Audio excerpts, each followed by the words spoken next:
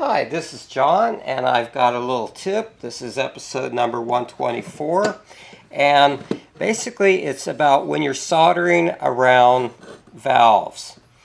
Okay, if you have to sweat a joint off here or here, you're going to do damage to your valve unless you do one simple thing.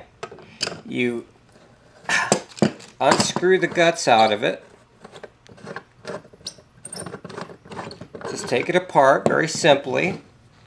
You make your repair wherever the leak is, okay, and then making sure the O-ring is still in place, you put the valve back together. This prevents any warpage of the valve seals and also retains the integrity of the little O-ring that seals this valve so that your valve will still work after you're done soldering. And that's tip number 124. Thanks for watching. Have a great day and stay tuned for more educational videos.